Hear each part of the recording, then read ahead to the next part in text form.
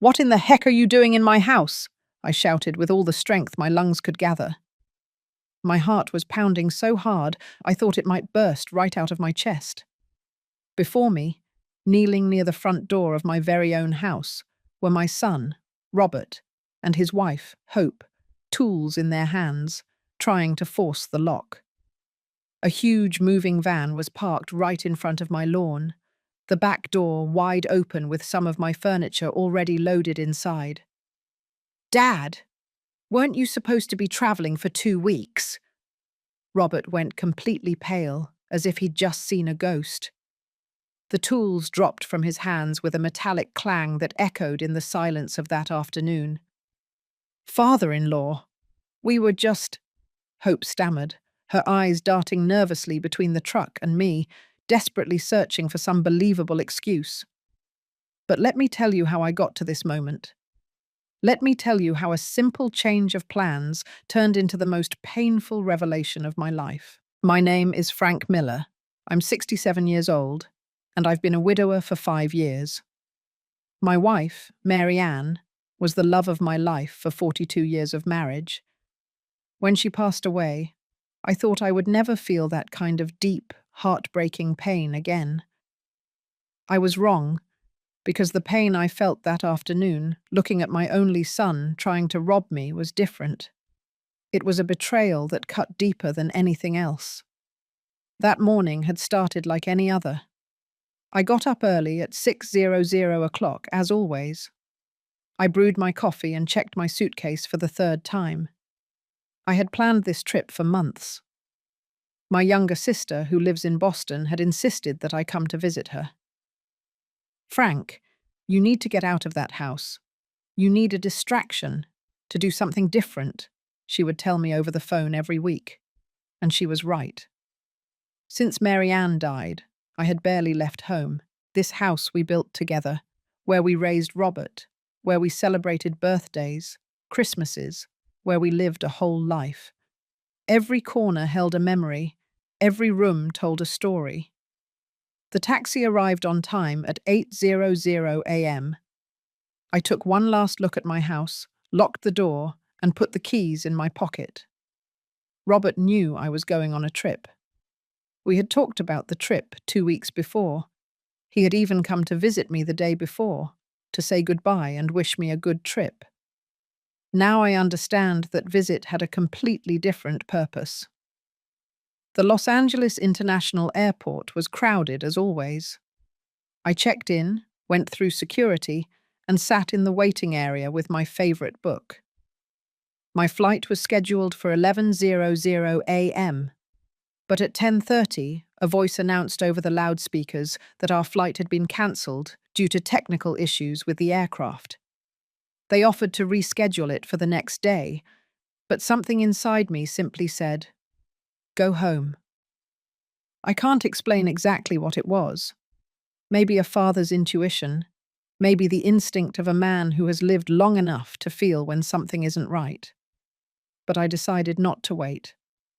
I grabbed my suitcase, left the airport, and called another taxi to head back home.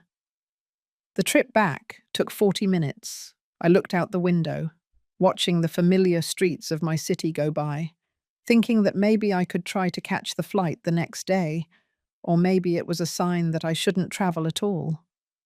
Mary Ann always said I was very superstitious, but she also believed in signs of destiny. When the taxi turned onto my street, something immediately caught my attention.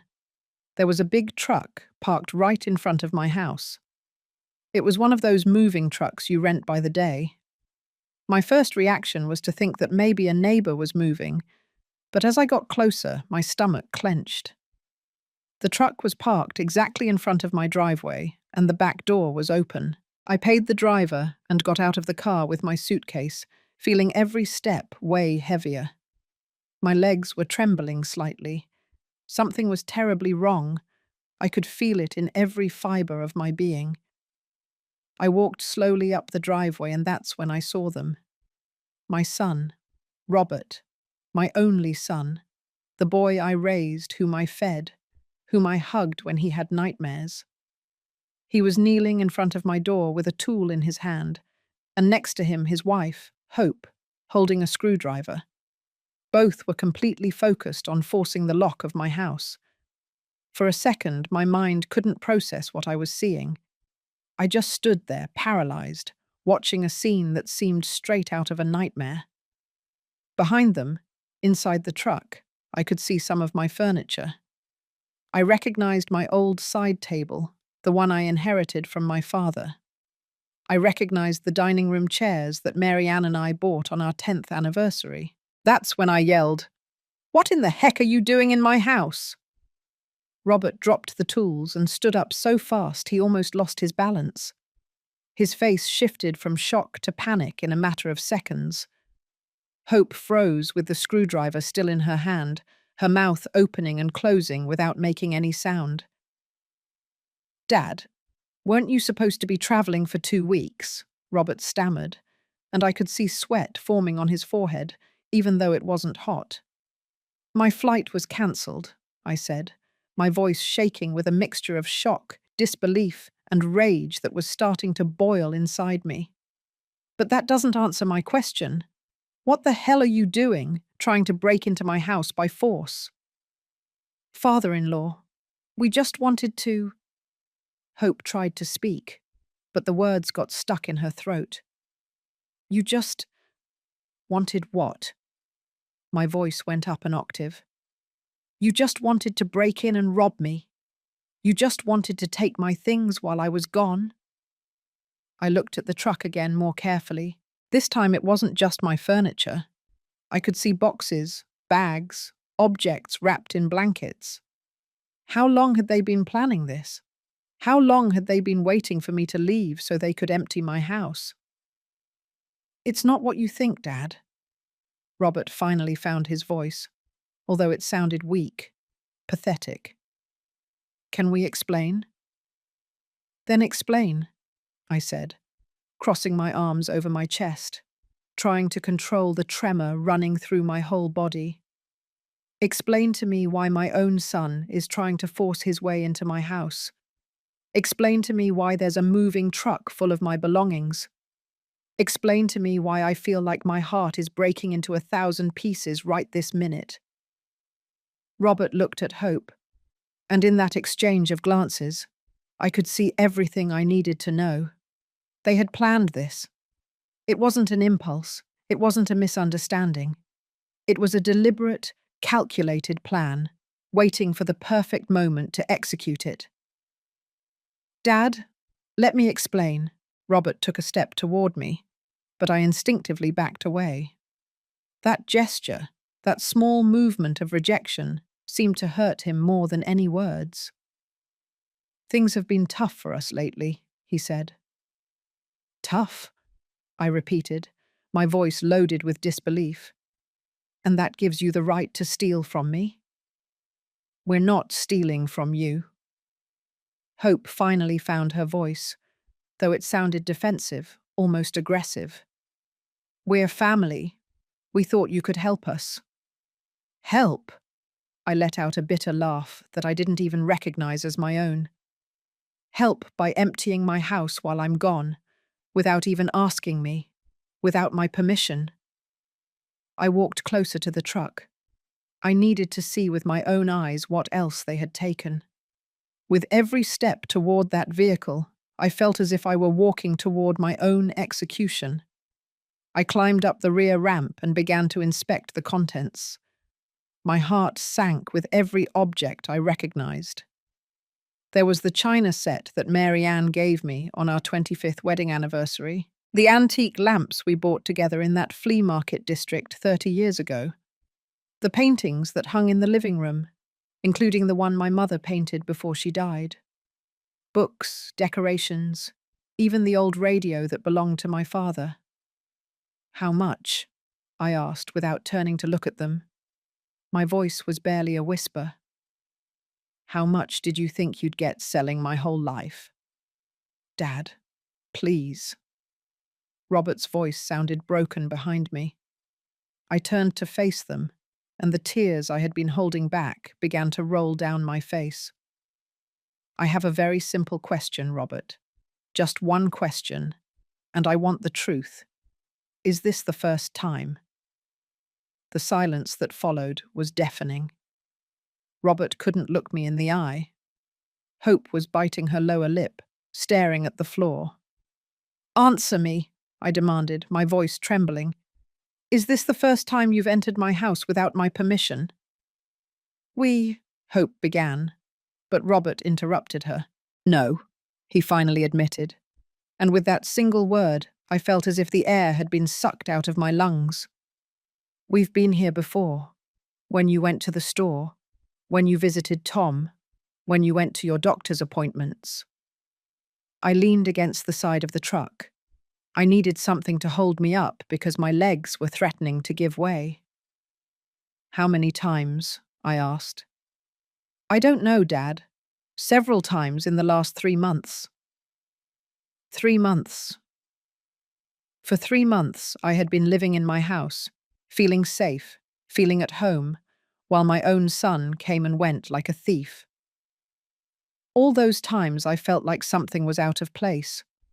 All those moments when I thought I was becoming forgetful, imagining that I had left an object in a different spot. It hadn't been my imagination. It had been real. What did you take? I asked, though I wasn't sure if I wanted to know the answer. Before today, what other things did you take from here? Hope and Robert exchanged another look, that silent communication of couples who have shared secrets. Small things, Hope murmured. Things we thought you wouldn't notice right away. Like what? I insisted, feeling the rage bubbling up in my chest again. Some jewelry, Robert admitted, his voice barely audible. Some silver candlesticks. Some old books we thought would be valuable. Every word was like a direct blow to my heart. Mary Ann's jewelry, I whispered. The pearl earrings she left me before she died. The necklace she wore at our wedding. I thought I had lost them. I searched all over the house for weeks. We needed them, Dad, Robert tried to justify. We had debts. We had to pay. Could you have asked me for help? I exploded, my voice echoing throughout the street. I'm your father, Robert. If you needed money, if you were in trouble, you could have told me. But instead, you decided to steal from me. You decided to betray my trust in the worst way possible. We knew you didn't have much money, Hope interjected, and there was something in her tone that made me look at her more closely. You always say your pension barely covers the basics, that you have to watch every dollar. And that gives you the right to decide for me, I shouted.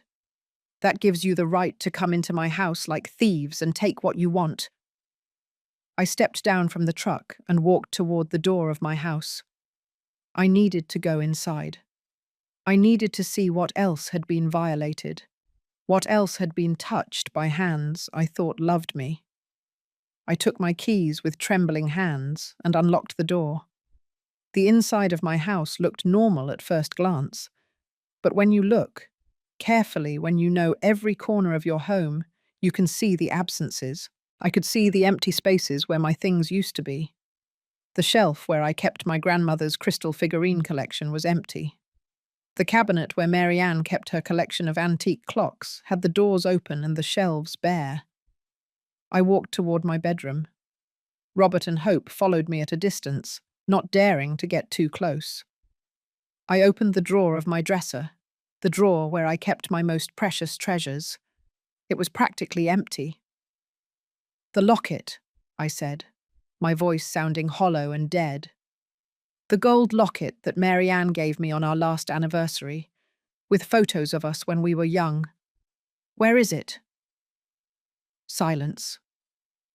Where is it? I yelled, turning back toward them with a fury I had never felt before. We sold it, Hope admitted in a low voice. 2 weeks ago we needed to pay the rent, or we were going to be evicted. I felt as if my heart had been ripped out of my chest. That locket was the most precious thing I owned. It was Mary Ann's last gift. the last physical piece of our love I could hold in my hands. And they had sold it. They had sold it as if it were any worthless, unimportant object. "How much?" I asked, my voice shaking with contained rage. "How much did you get for it?" $200, Robert whispered. $200. They sold 42 years of marriage, of memories, of love for $200 miserable dollars. I sat on the edge of my bed, because if I didn't, I knew I would collapse completely. The tears were falling freely now, and I didn't try to stop them. Robert came closer, tried to put his hand on my shoulder, but I violently pulled away. "Don't touch me," I said in an icy voice. "Don't you dare touch me." "Dad, I'm so sorry," Robert sobbed. "We didn't want it to come to this. We thought if you were gone for 2 weeks, we could take enough stuff to solve our problems, and you would never have to know." "And then what, Robert?" I asked, looking him directly in the eyes. "Then what? When I came back from my trip and noticed my house was empty, what would you tell me? That there had been a robbery? Would you lie to my face while I cried over the loss of everything I loved?" He didn't answer, because there was no answer that could justify what they had done. "Who else did you sell my things to?" I continued. I needed to know everything. I needed to know the full magnitude of this betrayal. "Where are Mary Ann's jewels, the clocks, my grandmother's crystal collection?"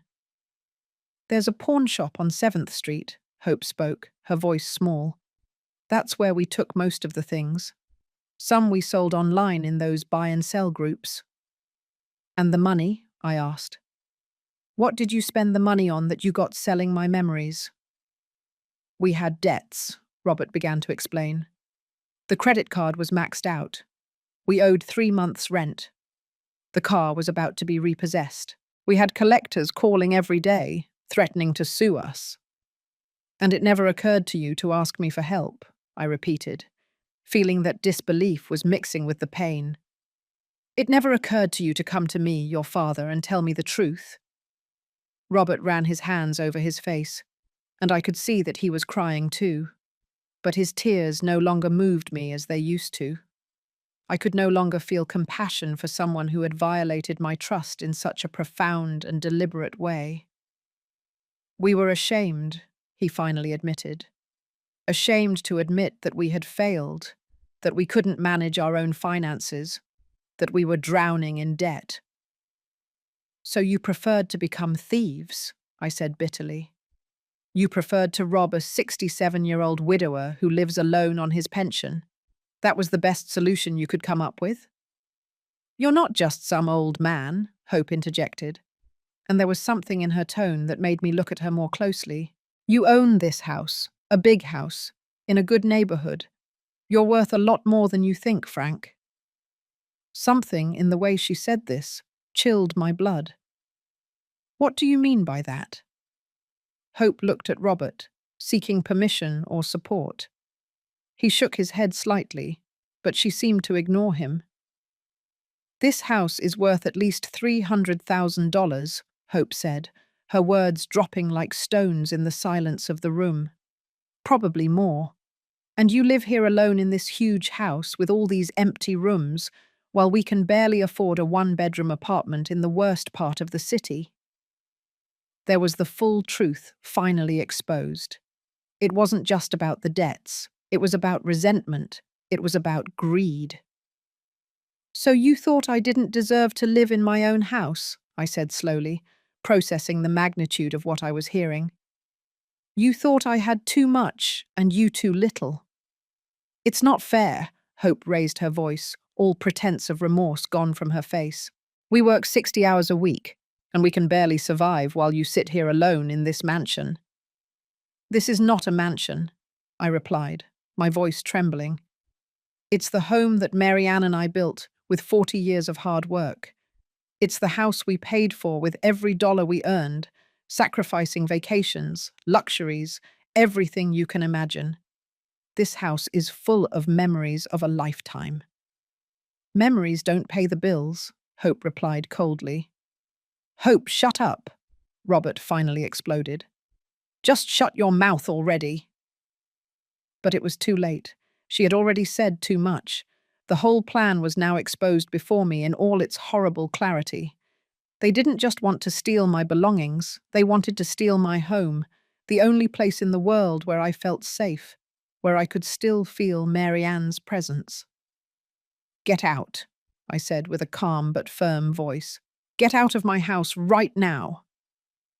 Dad, please let me explain. Robert tried to approach again. There's nothing to explain, I interrupted him. I want you out of my house immediately, and I want you to return everything that's in that truck. Now. We can't do that now, Hope said coldly. Some of those things we already sold. They don't exist anymore. Then you're going to pay me for them, I said, surprising myself with the firmness in my voice. You're going to pay me every single dollar of the value of everything you stole, or I'm calling the police. You're going to call the police on your own son? Hope laughed. Don't be ridiculous. You're too weak to do that. Try me. I looked her directly in the eyes, and something in my expression must have scared her, because she took a step back. Dad, please, Robert was openly sobbing. We don't want it to end like this. We're family. Family doesn't steal from each other, I responded, feeling every word tear me up inside. Family doesn't conspire to take everything away from one of its own. What you did is not what a family does. It's what strangers do, what criminals do. I pulled my cell phone out of my pocket with trembling hands. Robert saw it and went even paler. Who are you going to call? He asked in a fearful voice. First, I'm going to call Tom, I said, referring to my neighbor and best friend. He's a witness. I need someone else here to see what you've done. Then I'm going to call a locksmith, because I'm changing all the locks on this house today. And then I'm calling my lawyer. Dad, you can't do this, Robert pleaded. You're going to ruin us. If you call the police, I'll have a record. I won't be able to get a job. You're going to destroy us. You destroyed yourselves, I replied, dialing Tom's number. I didn't do anything, except be foolish enough to trust my own son. The phone rang twice before Tom answered. Frank, I thought you'd be on the plane. Tom, I need you to come to my house immediately, I said, my voice breaking slightly. What happened? I need a witness. I'm on my way, he responded without asking questions, and I could hear the sound of a door closing on the other end of the line. Tom lived 3 houses down. He would be here in minutes. I hung up the phone and looked at Robert and Hope. You have 2 options. You can stay here and wait for Tom to arrive, and then we call the police together. Or you can start putting everything in that truck back right now. And maybe, just maybe, I'll consider not pressing charges. That's blackmail, Hope spat the words. I didn't correct her. It's justice. It's giving you a chance you don't deserve. A chance I never had, when you decided to turn my home into your personal store. Robert looked at the truck parked outside. Then he looked at me, and finally he looked at Hope. I could see the conflict on his face, the internal battle between the son he once was and the man he had become. Okay, Robert finally gave in, his voice barely a defeated whisper. We'll put everything back. What? Hope looked at him in disbelief. Robert, you can't be serious. Enough, Hope. Robert ran his hands over his face, looking exhausted and defeated. This has gone too far, much farther than it should have. I can't believe you're giving up like this, Hope looked at him with contempt. I knew you were weak, but this… I'm not weak, Robert interrupted her, his voice taking on a tone I had never heard before. I'm a thief. I'm someone who betrayed his own father. That's not strong, Hope. That's being a coward. For the first time since I arrived, I saw some genuine remorse in my son's eyes. But it was too late. The damage was done. The trust was broken. And I wasn't sure if it could ever be repaired. "Start taking the things out of the truck," I ordered, crossing my arms. "Everything, down to the last object." Robert nodded and walked out of the house. Hope followed him, but not without giving me a look full of pure resentment. I stayed in my bedroom, looking at the empty drawer where my most cherished treasures used to be, feeling a void in my chest that I knew no returned object could fill. I heard hurried footsteps outside, and then Tom's familiar voice. "Frank, where are you?" "In my bedroom," I called out. Tom appeared in the doorway, breathless from running. He was a man my age, 65 years old, with short grey hair and insightful eyes that missed nothing. He had been my neighbour for 20 years and my best friend for 15. "What happened?" he asked, and then, "My God, is that Robert out there?" His eyes widened in surprise as he saw my son and his wife unloading furniture from the truck. "What is going on?" I told him everything, every painful detail, every devastating confession. Tom listened in silence, his expression shifting from surprise to disbelief, and finally to indignation. "That ungrateful jerk," he growled when I finished. "That miserable after everything you've done for him." "I don't know what to do, Tom," I admitted, feeling the tears threaten to return. "He's my son, my only son. How can I turn him in? How can I call the police and ruin his life?" "He ruined his own life." Tom put his hand on my shoulder. "And he almost ruined yours too, Frank. What they did is serious. It's not just theft. It's premeditated. It's systematic. They've been coming into your house for months." "I know," I whispered. "I know all that. But he's still my son." "And you're still his father," Tom replied firmly. "A father who deserves respect, love, and honesty. Not betrayal, not theft, not manipulation." We walked out together and headed to the front of the house.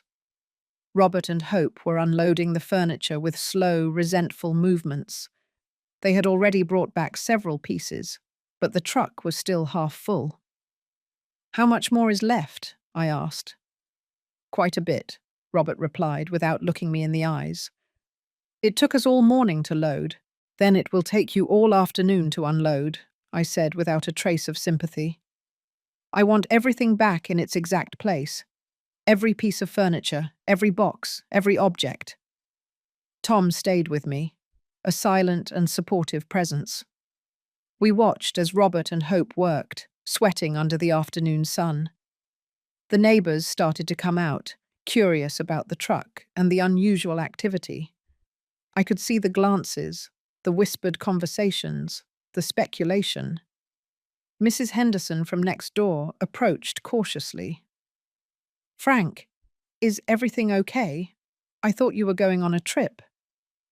"The trip was cancelled," I replied briefly, not wanting to go into detail. "Oh, what a shame.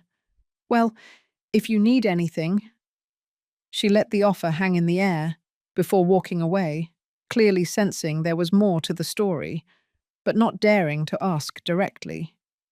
2 hours passed. The sun was beginning to set on the horizon when the truck was finally empty. I went inside the house to inspect, with Tom following me closely. The furniture was back, but everything looked different. It was no longer my safe sanctuary. Now it was a place that had been violated, invaded, profaned.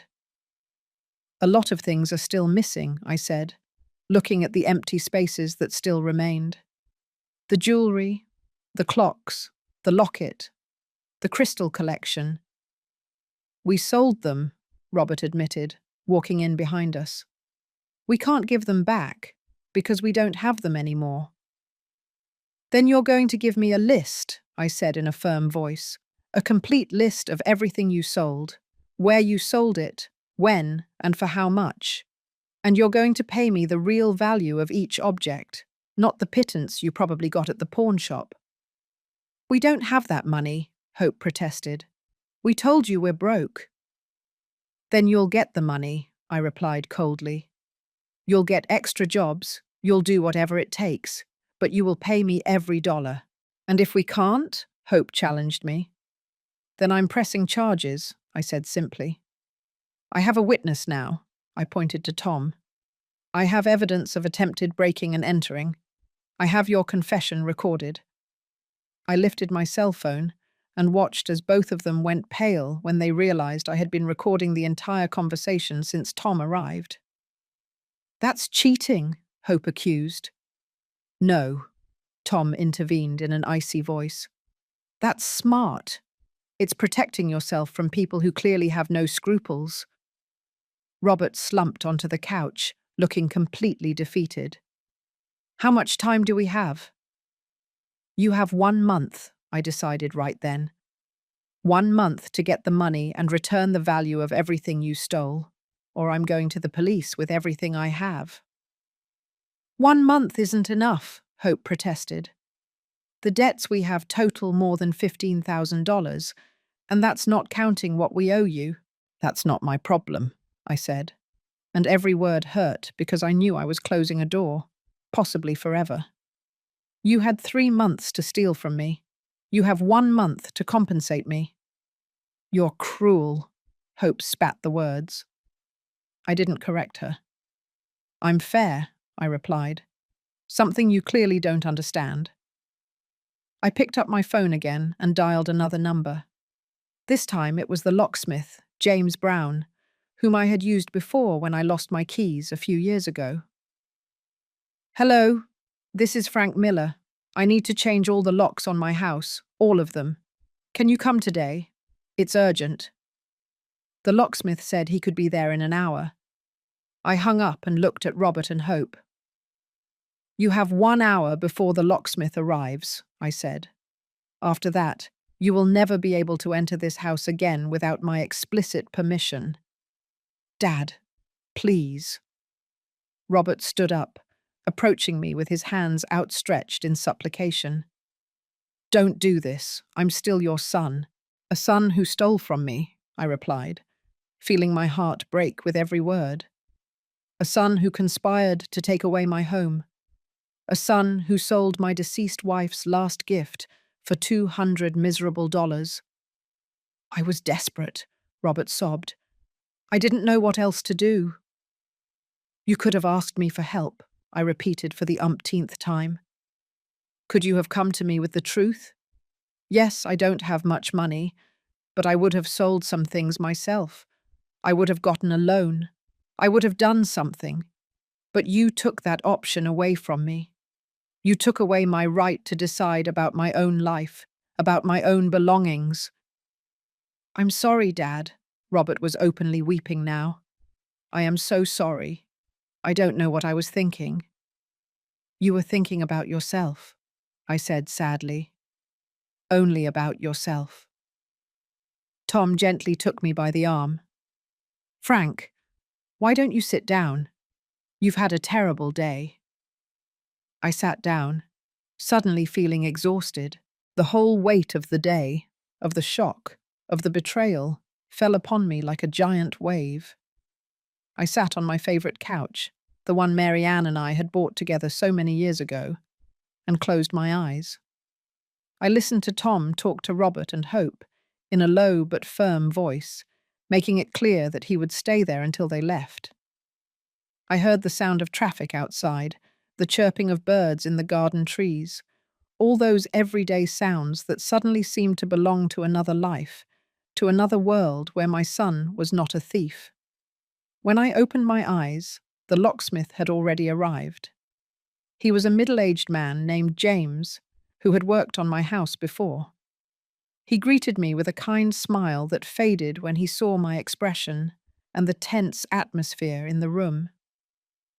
Mr. Miller, you said it was urgent, he commented, looking cautiously at Robert and Hope, who were sitting in silence on the other side of the room.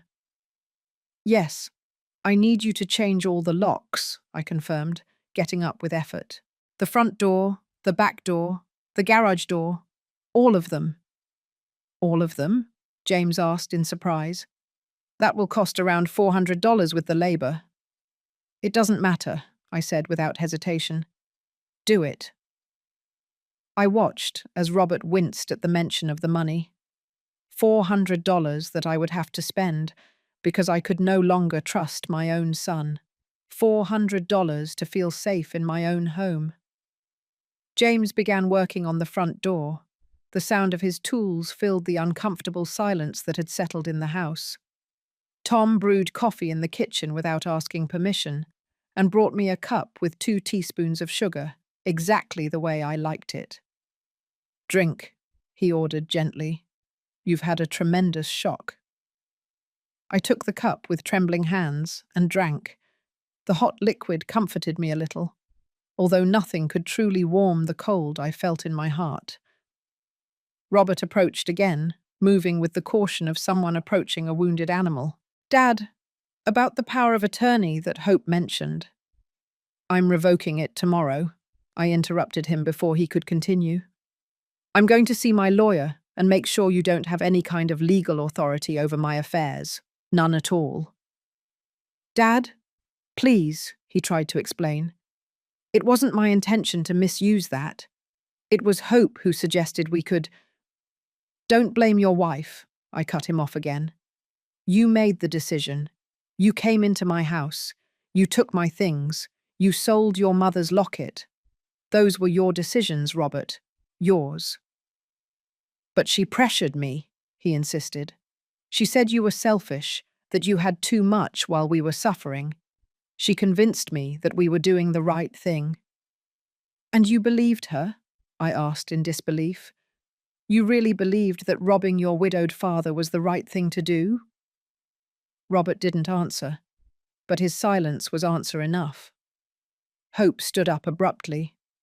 I'm not going to stay here listening to you blame me for everything. Robert is an adult. He made his own decisions.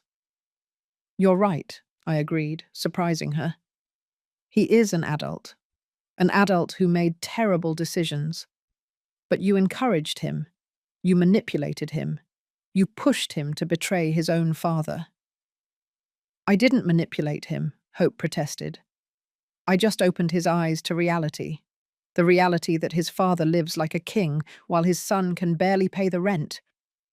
Like a king, I repeated, feeling the rage bubble up in my chest again. Living like a king. I cook my own meals because I can't afford to eat out. I wear the same clothes for years because I can't buy new ones. I clip coupons and wait for sales to buy groceries. Is that living like a king? You have a $300,000 house, Hope replied. A house I paid for over 30 years with the sweat of my brow and my wife's, I replied, my voice trembling. A house I don't plan to sell or mortgage because it's the only thing I have left of my life with Mary Ann. It's my home, my sanctuary, my refuge. It's a wasted investment, Hope said coldly. For you, maybe, I said. For me, it's my life. James finished with the first lock and started with the back door. Every sound of his work was like a nail in the coffin. Every new lock was another barrier between us. What happens now? Robert asked in a small voice. Are you just going to cut us out of your life? I don't know, I admitted honestly. I need time. I need space. I need to process all of this. Time until when? He insisted. A week? A month? A year? I don't know, Robert, I repeated, feeling the tiredness in my bones. I don't have the answers right now.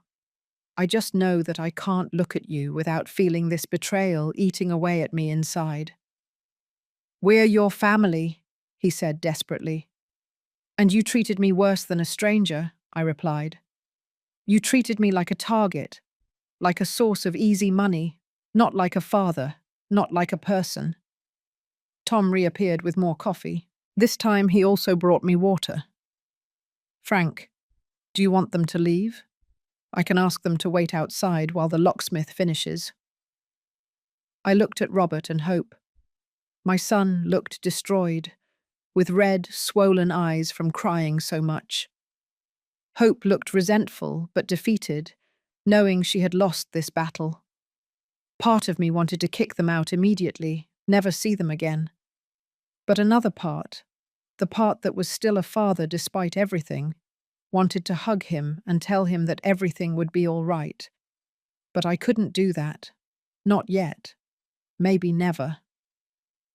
They can stay until the locksmith finishes, I decided. But after that, I want you to leave and not come back without calling first.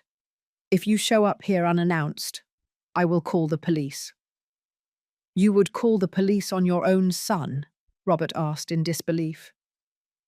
After today, I don't know what you're capable of, I replied with brutal honesty. So yes, I would call the police if I needed to protect myself. Those words seemed to hit him harder than anything else I had said. He sank back onto the couch, his head in his hands, silently sobbing. James worked for another hour, changed 3 locks in total, and gave me a complete set of new keys. He also offered to install additional security locks, but I declined. I had spent enough money for today. Mr. Miller, if you need to change the locks again or have any security issues, don't hesitate to call me, James said, finishing putting away his tools. He gave me his card and a compassionate look that suggested he had understood more of the situation than I would have liked. I paid him in cash, money I had saved for emergencies. I never imagined an emergency would be protecting myself from my own son. After James left, I turned to Robert and Hope. It's time for you to go. Robert stood up slowly like a man walking toward his execution. Dad, can I at least give you a hug? Can I at least say goodbye properly? I looked at my son, the boy I had raised, the baby I had held in my arms, the teenager I had helped with homework, the young man I had watched marry Hope with love, and I felt nothing, a void where unconditional love used to be. No, I said simply. Right now I can't stand for you to touch me. I saw the pain in his eyes, and a small, cruel part of me rejoiced. I wanted him to feel even a fraction of the pain I was feeling. I understand, Robert whispered. Dad, I'm sorry. I am so sorry about all of this. I know these words mean nothing now, but I'm saying them anyway.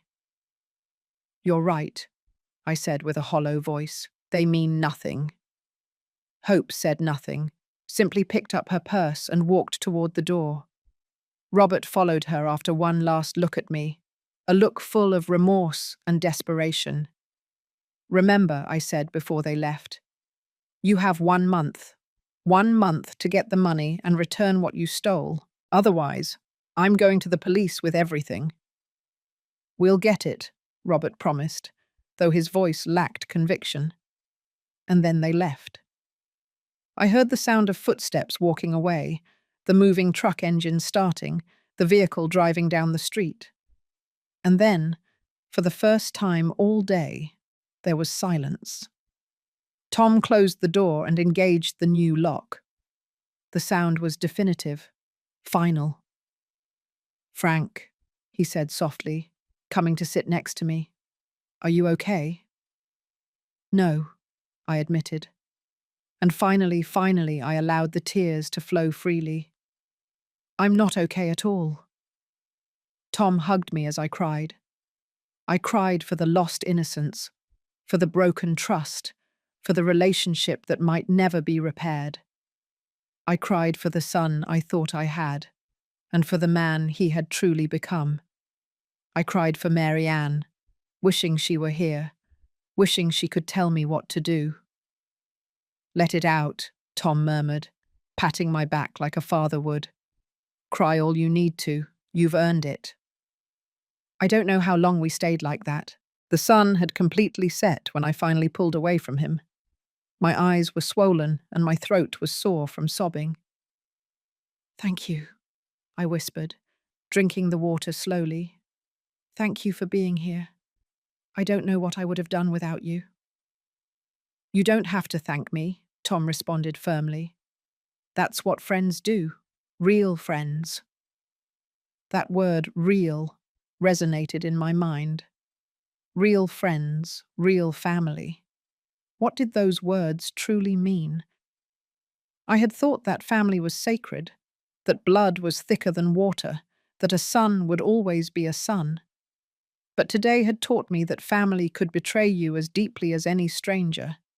Perhaps more deeply because you trusted them in a way you would never trust anyone else. "Do you need something to eat?" Tom said, getting up from the couch. "I bet you haven't eaten all day." He was right. My last meal had been breakfast that morning, a lifetime ago, but the idea of eating made my stomach churn. "I'm not hungry," I protested weakly. "I don't care." Duh. Tom was already in the kitchen, opening the refrigerator. "You're going to eat, even if I have to put it in your mouth myself. You've had a tremendous shock, and you need to keep your strength up." He made a simple sandwich for me and heated up some soup he found in the pantry. He forced me to eat while he sat across from me, watching me like a hawk. Every bite was difficult to swallow, but I did it because I knew he was right. I needed to keep my strength for what would come next. "What's the plan now?" Tom asked when I finished eating.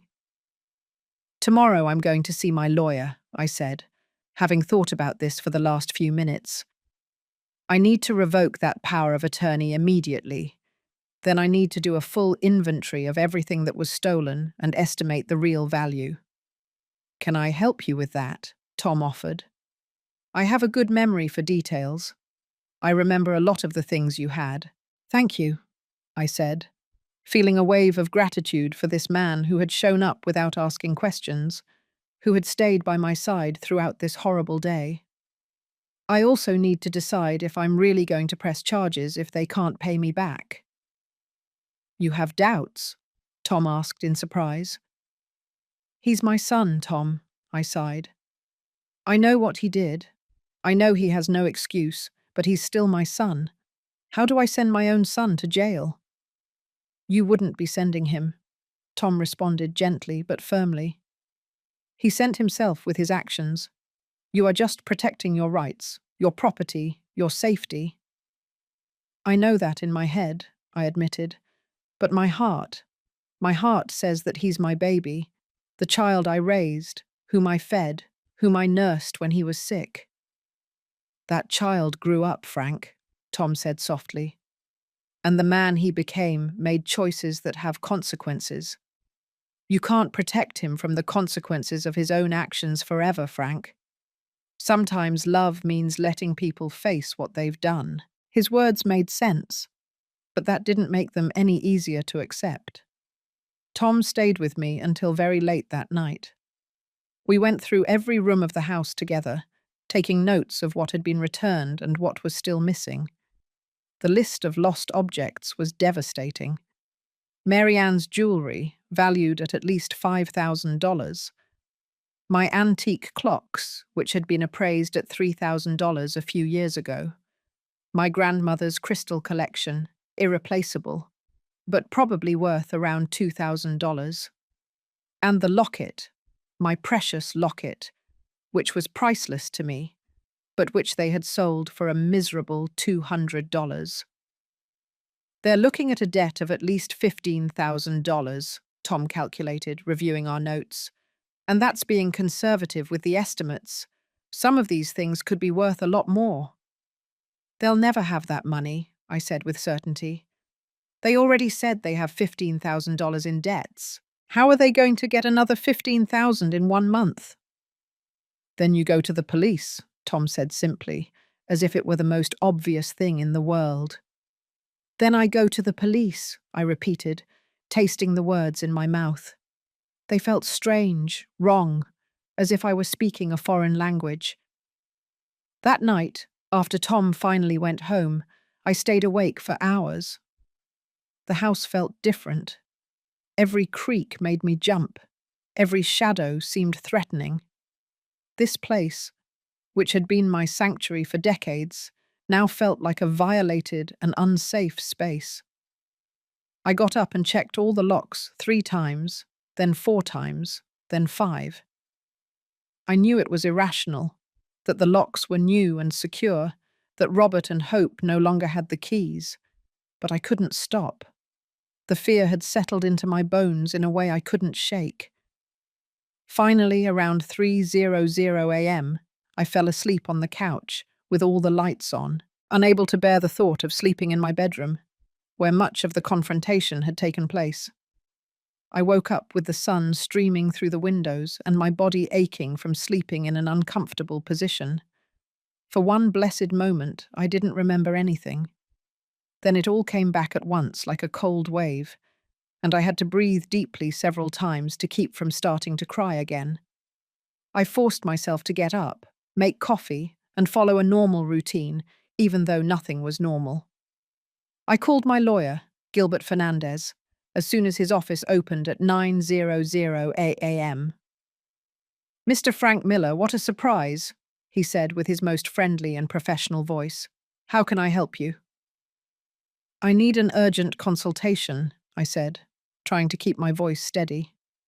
"I need to revoke a power of attorney and possibly discuss pressing criminal charges." There was a pause on the other end of the line. "Criminal charges? Is everything all right?" "No," I admitted to him. "Nothing is all right, but I prefer to discuss it in person. I can see you this afternoon at 2. Does that work for you?" "Perfect," I accepted. "I'll be there." I spent the next hours preparing for the meeting. I organized all my notes, the recording of the confrontation with Robert and Hope, the photos I had taken of the moving truck, and the objects being returned. Tom was right about being meticulous with the documentation. If this was going to end up with the police, I needed solid evidence.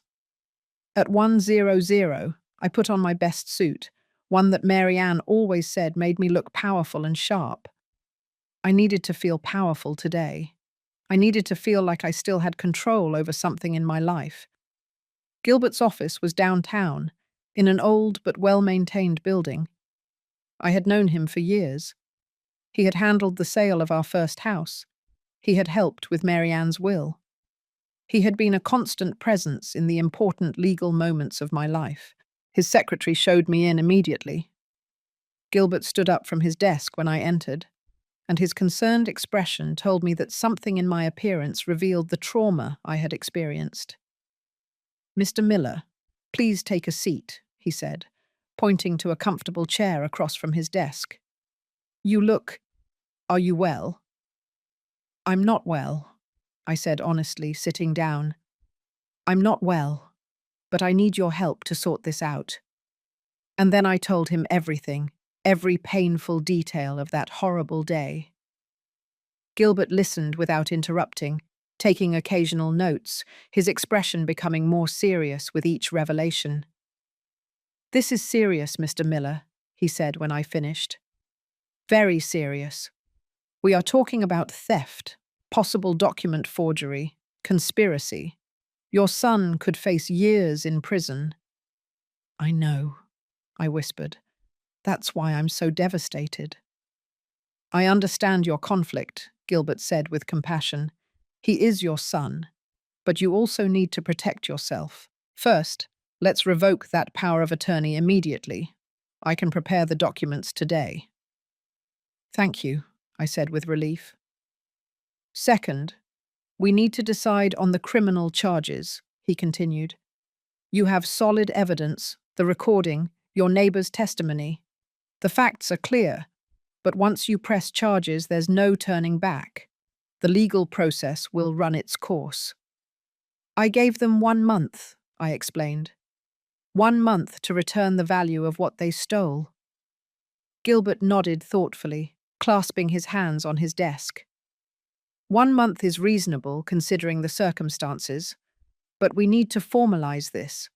It can't just be a verbal agreement. We need a legal document that clearly sets out the terms. What kind of document? I asked, relieved to have someone who knew how to handle this professionally. I will prepare a restitution agreement, Gilbert explained. In it, we will detail every stolen object, its estimated value, and the total amount they must return. We will also include a specific deadline, 30 days from the signing, and the consequences if they don't comply, which would be the immediate filing of criminal charges. Would they have to sign it? I asked. Yes, he confirmed. And we would need them to do it in front of a notary public. That makes it legally binding. If they don't sign, well, that in itself would be an admission that they know they did something wrong and are not willing to make amends. And if they sign but don't pay, my voice trembled slightly, then you have a legal document that proves they admitted the theft and agreed to restitution, Gilbert said firmly. That makes filing a complaint much simpler. Essentially, they would be condemning themselves. I nodded slowly, processing everything. How long will it take you to prepare this document? I can have it ready tomorrow morning, he responded. I will also include a clause prohibiting any unsolicited contact with you or entry onto your property without your explicit written consent. Basically, a civil restraining order. Thank you, Gilbert, I said, feeling for the first time since yesterday that someone was on my side, protecting me. I don't know what I would do without your help. That's what I'm here for, he replied with a kind smile. Now, let's talk about the power of attorney. Do you have the original document? I took the document out of my bag. I had kept it in my safe at home, along with other important papers. Gilbert reviewed it carefully, frowning as he read. This power is quite broad, he commented with concern. More than it should be for a temporary post-surgery power. Who drafted this? A lawyer, Robert recommended, I admitted, feeling a new weight in my stomach. He said he was a friend of his, that he would give us a good price. Mr. Miller, Gilbert looked at me seriously. This document gives your son authority over virtually all of your financial and legal affairs. With this, he could theoretically sell your house, empty your bank accounts, obtain loans in your name. Do you realize how dangerous this is? I felt as if I had been punched. But the lawyer said it was standard, that it was what was necessary to handle my accounts while I recovered. He lied to you, Gilbert said bluntly. Either he was incompetent, or he did it intentionally. I suspect it was the latter. Do you remember his name? I gave him the name, and I saw Gilbert's expression darken even more. I know that man, he said with disgust. He has had several complaints before the Bar Association. He works in grey areas, so to speak. I wouldn't be surprised if he intentionally collaborated with your son on this. You mean Robert planned this 2 years ago? The magnitude of the betrayal continued to grow. It's possible, Gilbert said carefully. Or maybe he just wanted to have the option as a precaution. Either way, this power of attorney should have been revoked a long time ago. The fact that your son never suggested this is telling. I left Gilbert's office 2 hours later with a clear plan, but with an even heavier heart. The power of attorney would be officially revoked the next day. The restitution agreement would be ready in 48 hours, and if Robert and Hope didn't comply, I would have everything necessary to press charges that could send them to prison. When I got home, I found Tom waiting for me in his yard. He came over immediately when he saw me get out of the taxi. How did it go? He asked with concern. It's under control, I replied wearily. Gilbert is preparing everything. But I found out something worse, Tom. The power of attorney I gave Robert 2 years ago was much broader than it should have been. Basically, it gave him complete control over my financial life. Tom paled. My God, Frank. That means he could have… Could have sold my house without my knowledge. I finished the sentence for him. Could have emptied my accounts. Could have done anything. And the lawyer who drafted the document is known for working in grey areas of the law. So Robert planned this 2 years ago, Tom said. What we were both thinking. Or at least he made sure he had the necessary tools when the time came, I nodded. That night I slept poorly again. Nightmares tormented me. I dreamed I came home and found it completely empty. I dreamed I opened my drawers and everything was gone. I dreamed of Robert's face, but it was the face of a stranger, someone I had never truly known. I woke up at 5:00 a.m., drenched in sweat with my heart racing. I couldn't go back to sleep. I forced myself to get up, make coffee, and sit in the kitchen, watching the sun rise through the window. My phone rang around 7:00. It was an unknown number. I hesitated before answering, but finally did. "Dad?" It was Robert's voice, broken and desperate. "Please don't hang up." I should have hung up. I should have ended the call immediately, but something in his voice stopped me. "What do you want, Robert?" I asked in a tired voice. "I need to talk to you," he said quickly, as if he feared I would hang up at any moment. "Please, just give me 5 minutes. 5 minutes to explain something." "You explained enough the other day," I replied coldly. "No, I didn't explain," he insisted. "There are things I didn't tell you, things you need to know." "More lies?" I asked bitterly. "No, the truth, the whole truth I should have told you months ago." I sighed deeply. Against my better judgment, against all the warnings in my head, I said, "You have 5 minutes. Talk." I heard him take a deep breath on the other end of the line. "I lost my job 8 months ago. Not 3 months like I told you. 8 months ago I was laid off due to a company restructuring." My hand clenched on the phone. "And why didn't you tell me?" "Shame," he admitted. "Pure shame. You had always been so proud of me, of my career, of how well I was doing. I couldn't bear to tell you that I had failed." "Losing a job isn't failing, Robert," I said, feeling a mixture of frustration and pain. "It's something that happens to people. You could have told me." I know now." His voice was trembling. "But at that moment, I could only think about how I was going to disappoint you. So I lied. I told you everything was fine, that the job was great, that we were well off financially." "While you were sinking into debt," I said, beginning to understand the whole picture. "Yes," he confirmed. "We used credit cards to maintain an appearance of normalcy, to pay the rent, to buy groceries, so it would look like everything was okay when I came to visit you.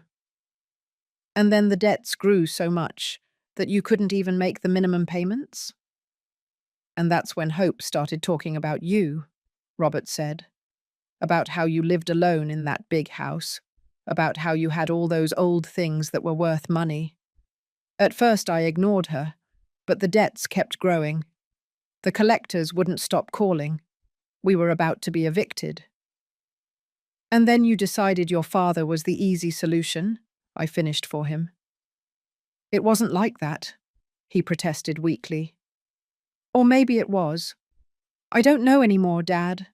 My head was so confused, I was so desperate. Hope kept saying we would just take a few things, things you wouldn't notice right away, just enough to get us out of the hole." "And the locket?" I asked, my voice breaking. "That was just getting out of the hole." Silence on the other end of the line, then in a voice barely audible. "We needed to pay the rent.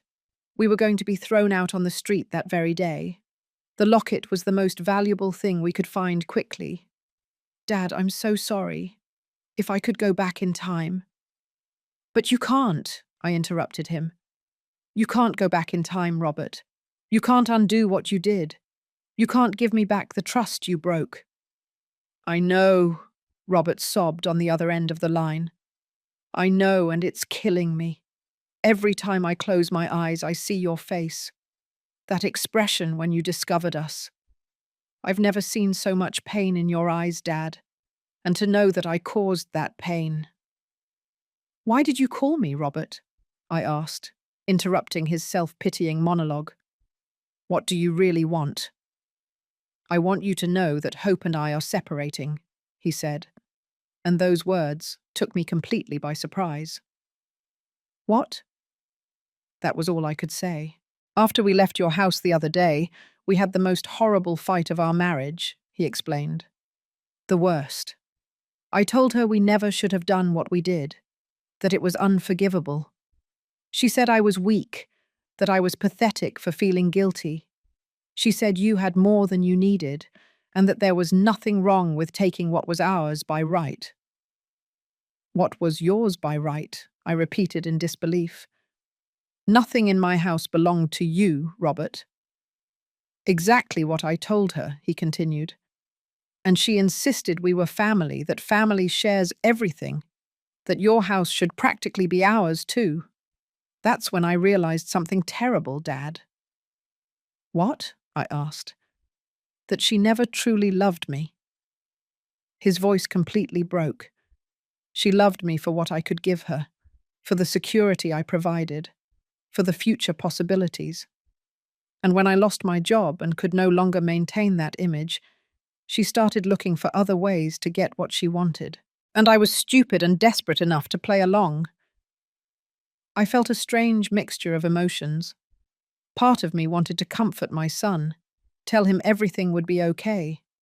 But another part, the part that still bled from the betrayal, remained cold and distant. That doesn't excuse what you did, I finally said. Hope may have suggested the idea, but you made the decision. You came into my house. You took my things. You sold your mother's locket. Those were your decisions, Robert. Yours. You're right, he admitted. And I'm going to make things right, Dad. I got a job yesterday. It's nothing great, just a night shift at a warehouse, but it pays well. And I also got a second job during the day at a gas station. Between the two jobs, I can earn about $2,000 a month. I did quick mental calculations. That wasn't enough to pay $15,000 in 1 month.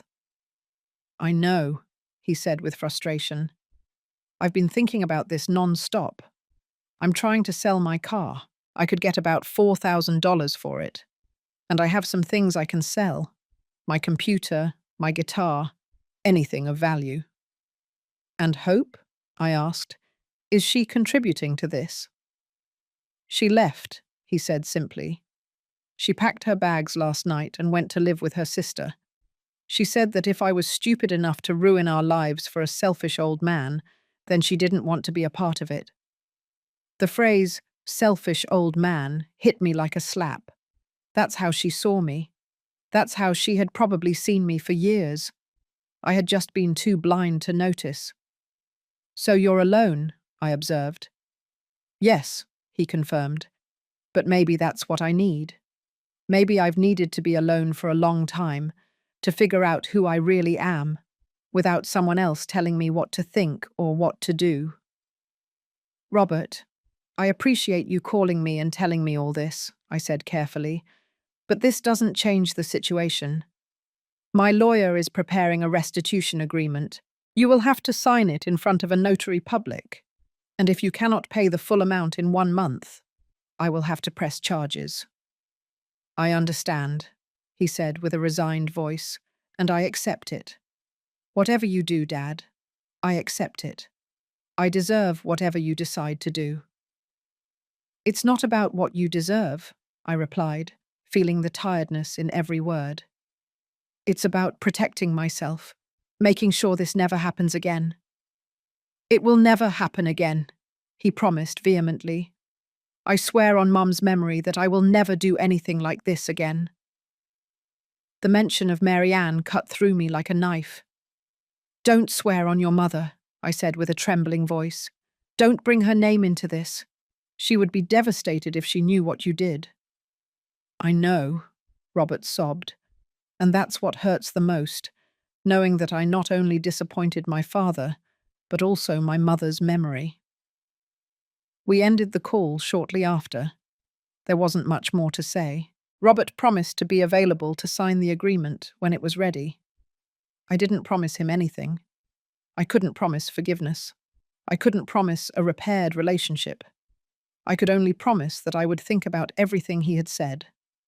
2 days later, Gilbert called me to say the agreement was ready. Robert came to his office that afternoon, looking haggard and exhausted.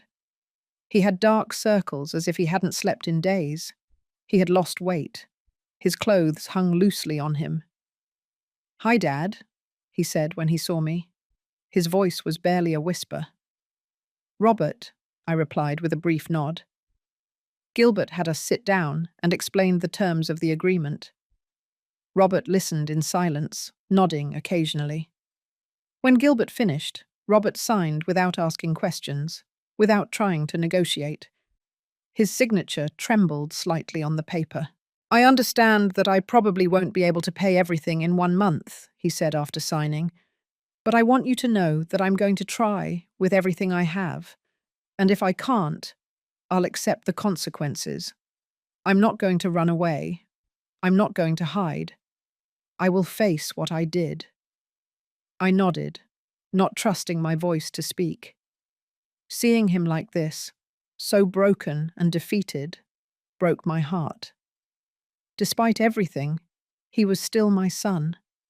That part would never change, no matter what he had done. The following weeks were the hardest of my life. Every day I woke up feeling the weight of the decision I would have to make. Robert called me weekly to report his progress. He had sold his car for $4,000. He had sold his computer, his guitar, his television, everything of value he owned. He had gotten a third job on weekends. He was working almost 80 hours a week, barely sleeping. "I've managed to raise $8,000 so far," he informed me in the third week. "I know it's not enough, but I'm trying, Dad. I promise you I'm trying." Tom came to visit me every day. He brought food, forced me to go for walks, kept me company. One afternoon, as we were having iced tea in my living room, he asked me the question I had been avoiding. "What are you going to do when the month is up?" he asked directly. "I don't know," I admitted. "Honestly, I don't know, Tom. I see how hard he's working. I see that he's genuinely remorseful. But that doesn't change what he did." "No, it doesn't change it," Tom agreed. "But you have to decide what's more important to you, justice or family." "Why can't I have both?" I asked with frustration. "Maybe you can," Tom observed thoughtfully. "But probably not in the way you expect. Justice doesn't always come from the courts, Frank. Sometimes it comes in other ways." His words gave me a lot to think about. I spent sleepless nights wrestling with my conscience. I thought about Mary Ann, what she would advise me to do. She had always been softer than me, more forgiving, but she had also been firm with boundaries and consequences. 1 week before the deadline expired, Robert showed up at my door. He had called first, asking permission to visit me. When I opened the door, I barely recognized him. He had lost at least 30 pounds. His face was gaunt, with deep lines of tiredness and stress. "Come in," I said, making room for him. He entered cautiously like a scared animal. He sat on the edge of the couch with his hands clasped between his knees. "I have $10,000, he said without preamble. "I know it's not enough. I'm short 5,000. I tried everything, Dad. I worked until I thought I was going to pass out. I sold everything I owned. I even tried to get a loan, but without a stable job and with my credit score ruined, no bank would give me anything." "Robert," I began, but he raised his hand. "Let me finish, please," he pleaded. "I know the agreement says that if I don't pay the full amount, you will press charges, and I understand that. I accept it. But before you do, I need to tell you something." "I'm listening," I said softly. "These last 30 days have been the worst of my life," he began, his voice trembling. "But they have also been the most revealing. Working all these jobs, living with almost nothing, having time to think about what I did, about who I had become. I realized something, Dad." "What?" I asked. "I realized that I had lost my way a long time ago," he continued, tears streaming down his face.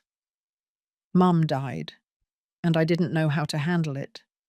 Instead of talking to you, instead of processing my grief, I just buried it.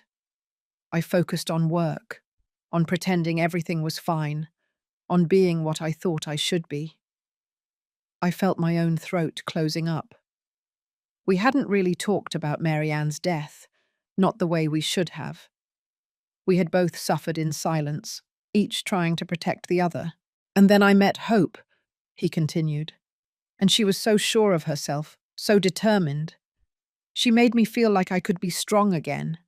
But what I was really doing was letting someone else make decisions for me, letting someone else tell me who I should be."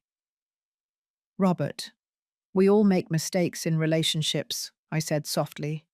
"That doesn't justify—" "I know," he interrupted me. "I'm not trying to justify anything. I'm just trying to explain how I got to the point where I thought robbing my own father was an acceptable option. I had lost my moral compass, Dad. I had lost sight of who I really was." He wiped the tears with the back of his hand, a gesture so familiar from when he was a child that I felt a sharp pain in my chest. These 30 days working non-stop, living with almost nothing, facing what I did, it was like waking up from a nightmare, he said. And I realized something else. I realized that what I regret the most is not that you discovered me. It's that I did this in the first place. It's that I betrayed everything you taught me about honesty and integrity. "What do you expect me to do with this, Robert?" I asked, my voice breaking. "What do you expect me to say?" "Nothing," he replied, surprising me. "I don't expect your forgiveness. I don't expect you to forget what I did. I just wanted you to know that these 30 days changed my life. They taught me who I never want to be again. And no matter what you decide to do, whether to press charges or not, I'm going to spend the rest of my life trying to be the man Dad would have wanted me to be." We sat in silence for a long moment. I could hear the wall clock ticking. The same clock Mary Ann and I had bought on our trip to Europe 25 years ago. Every tick seemed to mark the weight of the decision I had to make. "Do you still have the $10,000? I finally asked. Robert nodded, pulling a thick envelope from his jacket. "It's all here in cash, as the agreement specified." I took the envelope, feeling its weight in my hands. $10,000. 30 days of grueling work, of sacrifice, of facing the consequences. It wasn't the full amount, but it was evidence of a genuine effort. "I'm going to keep this," I said, and I saw his shoulders relax with relief. "But I'm not going to press charges. Not yet." "What?" His voice was full of cautious hope. "Listen to me carefully, Robert," I said firmly. "I am not forgiving what you did. I'm not saying it's okay. I'm saying I see your effort. I see your genuine remorse. And I believe that sending you to jail won't fix our relationship, nor will it give me back what I lost." "Then what?" he started to ask. "The remaining $5,000, I continued. "You are going to pay back with time. With time." "With time?" he asked, confused.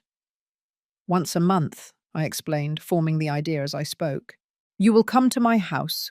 You will help me with things I need, repairs, yard work, whatever. And we will talk. Really talk. Not just superficialities. We will talk about your mother, about your grief, about how to rebuild trust." I saw the surprise on his face. You're giving me another chance? I'm giving you the chance to earn one, I corrected. But understand this clearly. The locks are still changed. You will never have keys to this house again. If you want to visit me, you will call first. If I need help, I will call you. But you will never enter my house again without an invitation. Understood? Understood. He nodded vigorously. Dad, I promise I won't disappoint you again. That's what I expect, I said, feeling the weight of years fall from my shoulders. Because this is your last chance, Robert. If you ever betray my trust again, in any way, there will be no more conversations. I will press charges immediately. I won't, he promised. I swear on Mum's memory, on everything that is sacred. This time, when he mentioned Mary Ann, it didn't hurt as much because I could almost see my wife approving this decision. She had always believed in second chances, always believed in redemption, but she had also believed in consequences and clear boundaries. Robert stayed a little longer. We had coffee together, something we hadn't done in months. The conversation was awkward at first, full of pauses and tense silences, but gradually we started talking about real things.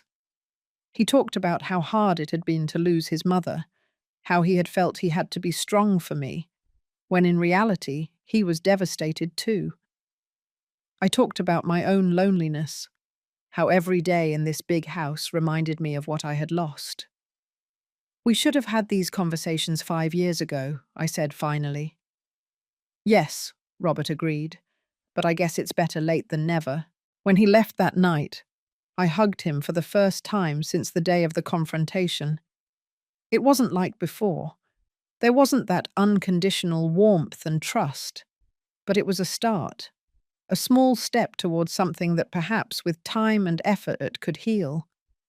Tom came to visit me the next day, curious to know what I had decided. I'm not pressing charges, I told him, at least not for now. Are you sure?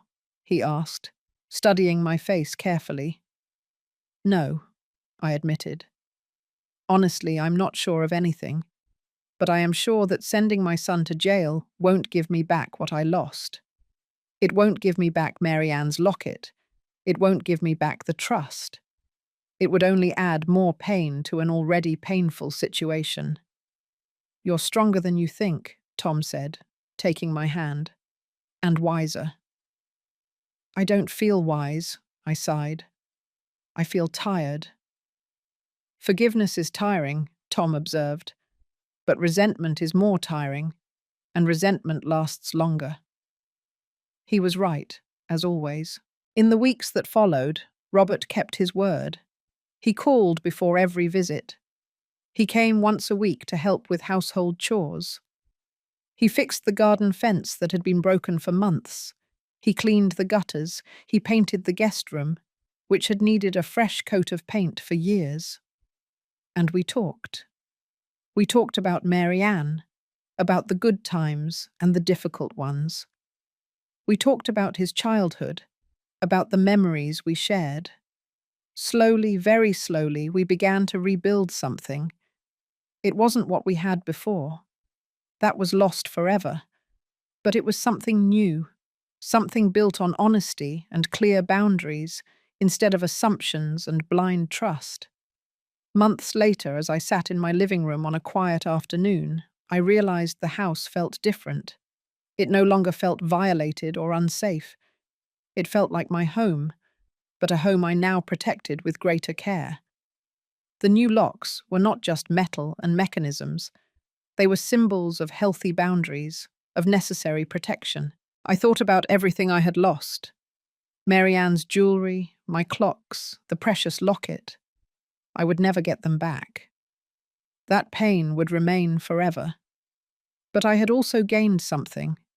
I had gained knowledge of my own strength. I had learned that love doesn't mean allowing yourself to be hurt. I had learned that forgiving doesn't mean forgetting or pretending that nothing happened. I stood up and walked toward the front door, passing my hand over the new lock. I remembered the words Tom had said months ago, words that now resonated with deep truth in my heart. Not every closed door is resentment, I whispered to myself. Some are protection. I closed my eyes and could feel Mary Ann's presence around me, in every corner of this house we built together. And I knew with a deep certainty that she would be proud of me, not necessarily for forgiving our son, but for protecting myself first, for setting boundaries, for knowing that true love includes respect, and that respect requires limits. Outside, the sun was beginning to set, painting the sky with shades of orange and pink. It was the end of a day, but also the beginning of something new, a new way of living, perhaps more cautious, but also more conscious, stronger, more mine. And for the first time in a long time, I felt at peace. 3 years later, Robert and I have a different but solid relationship. He has never had keys to my house again, but he hasn't asked for them either. He has slowly rebuilt his life, found a stable job, moved into a small but decent apartment. He never remarried. Every month he keeps his promise. He comes, he helps, we talk. Sometimes they are difficult conversations, sometimes they are moments of genuine connection, but they are real, honest, built on a foundation of mutual respect and clear boundaries. Did you enjoy my story? Where are you watching us from? Let's connect in the comments. If you liked the story, you can support me by sending a super thanks so I can keep bringing more stories like this. I truly appreciate your support. I look forward to your comments on the story. In the video, you can see 2 new life stories that I highly recommend. There's a lot more on my channel. Don't forget to subscribe. Until the next life story, with love and respect.